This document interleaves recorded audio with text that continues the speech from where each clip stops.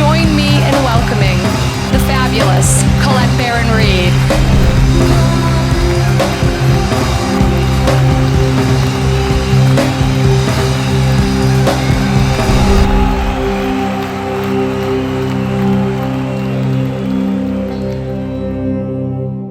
I've been doing readings now for about 17 years, and I think the most important thing that I've realized is that the world is a lot more than what we think it is. There really is an absolutely identifiable spiritual dimension around us that I've tapped into, and even really uncanny things that I haven't been able to control or revisit have occurred that have forced me to question my beliefs prior to this.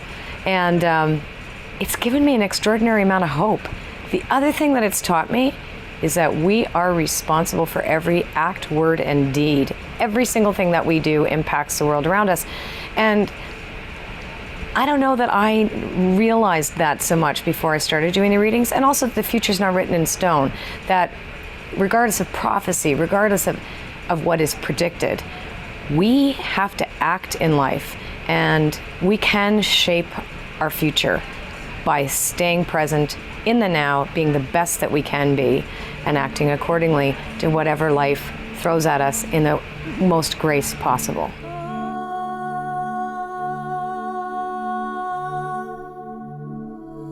People with post-traumatic stress syndrome, for example, people that have been raped, people who have had sexual abuse issues, people who have had violence or terrible car accidents, near-death experiences, are people that I have found anyway have told me that at that point of their experience, they became highly intuitive or had these extraordinary sixth sensory gifts. The same thing happened to me when I was 19. I was raped, and the loss of personal power that ensued, I think, snapped me right out of my body. And I really remember, distinctly how my consciousness split out, and I watched the whole thing from another part of the room. And ever since then, I was able to go to that same actual it's almost like a physical location, although it's not really physical. But that's where I end up going when I do my readings. It's somewhere to the side and up. I guess how I can explain it, but that's what happened to me too.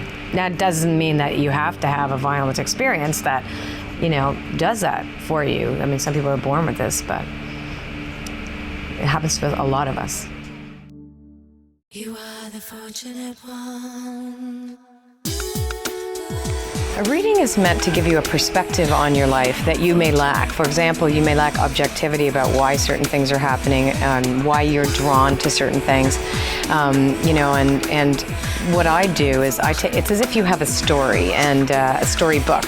And I can go back into the history of the story, take a look at where you are now in the book, and then show you how the story is going to play out based on threads of reality that's taken place that you've reacted to over the course of time.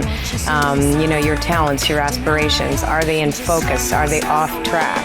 A good reading will support what you already know, show you the direction that you're going in, and give you some key input to how some of your personal decisions are impacting future opportunities.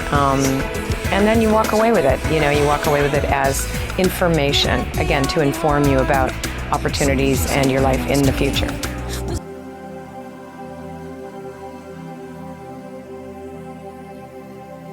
There's a ton of analysis that has to come into play when you do a reading, because it's like you get a box of loose puzzle pieces and you have to put those puzzle pieces together. So you have to use some power of analysis in order to know where those pieces go. You also, I have a background in studying psychology, so I've learned that certain things mean certain things, other things mean other things. And then you have to put them together, the pieces together in terms of the person's life or how you see that person's life. So there's a lot of work, and it looks easy, but it's exhausting.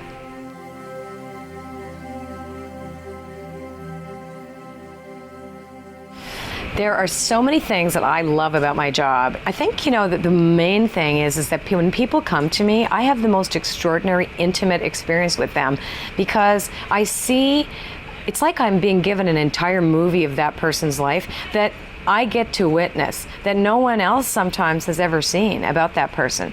And their experience of that brings them so much joy and hope and insight too. I think so it makes me feel like I have this purpose that I wouldn't have in any other place. I mean, my career in music never gave me that sense of purpose, although I felt that I was being able to express myself as an artist. But this is something different. This is a glimpse into humanity that I would never be able to have if I didn't have this job.